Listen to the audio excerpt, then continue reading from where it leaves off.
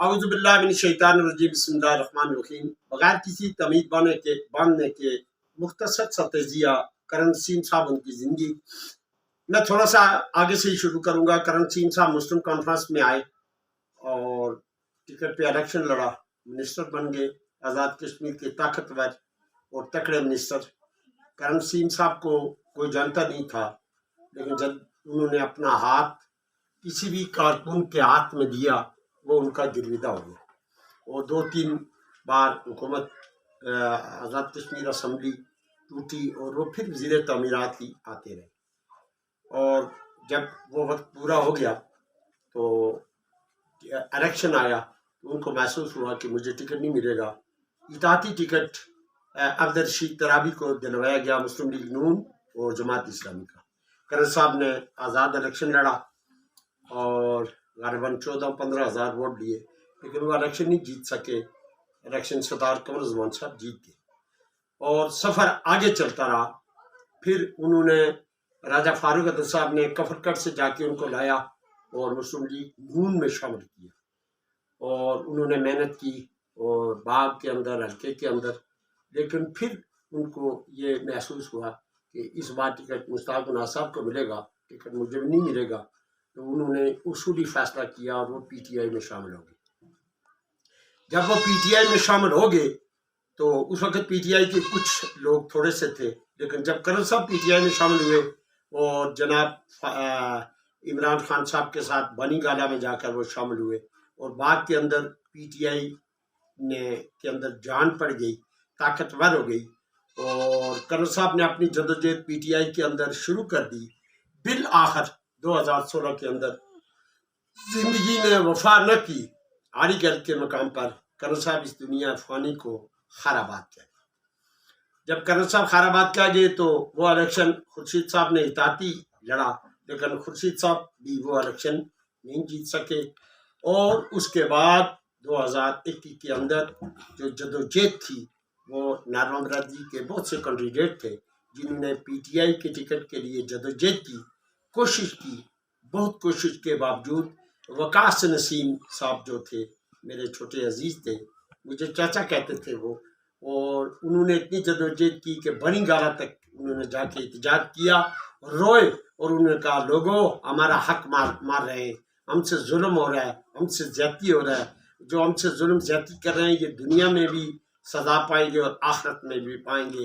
اور وقاص نسیم روتا ہوا، چلاتا ہوا، بیمار ہو گئے، بیڈ پہ چلے گئے، کیا ہوا کیا نہیں ہوا یہ ایک الگ بات ہے۔ بہرحال وقاص نسیم اس دنیا کو خرابات کہہ گئے، لیکن جب ٹکٹ ملنے کا وقت تھا پی ٹی آئی کو حلقہ وسطی کے اندر، وہ ٹکٹ بنگوئی میں دیا گیا، اور تنویر ریاض صاحب اسمبلی ممبر منتخب ہو گئے، پھر پرائم منسٹر منتخب ہو گئے، اور پارٹی کے چیئرمین منتخب ہو گئے، سینئر وزارت انہیں ملی، لیکن انہوں نے قبول نہیں کی، اور قیوم نواز جی نیازی صاحب کو اپنے ہی پی ٹی آئی کے لوگوں نے تحریک اعتماد کا سامنا کرا کے کنارہ کر۔ لیکن پھر ایک ایسا وقت آیا کہ ڈی سیٹ ہو گئے، تنویر ریاض صاحب عدالت کی ضبط میں آ گئے، اور وہ اس عہدے پہ فائز نہیں رہے، اور پھر ان کو چیئرمین شپ جو آزاد کشمیر تحریک انصاف کی تھی اس سے بھی ہٹایا گیا، اور نیازی صاحب کو پھر چیئرمین شپ دی گئی، اور 2023 کے اندر پی ٹی آئی کا ٹکٹ کرن ضمید صاحب کو دیا گیا، جبکہ جب وقت تھا ٹکٹ کا، جب وقت بیدار تھا کم وقت آخر سو گئی، جب وقت تھا پی ٹی آئی کا ٹکٹ دینے کا، پی ٹی آئی کو ٹکٹ حلقہ وسطی کے اندر نہیں دیا گیا، اور جب وقت ختم ہو گیا تو کرن ضمید صاحب کو ٹکٹ دیا گیا، جبکہ پی ٹی آئی پہ کرب کا، مشکل کا اور مشکلات کا دور تھا۔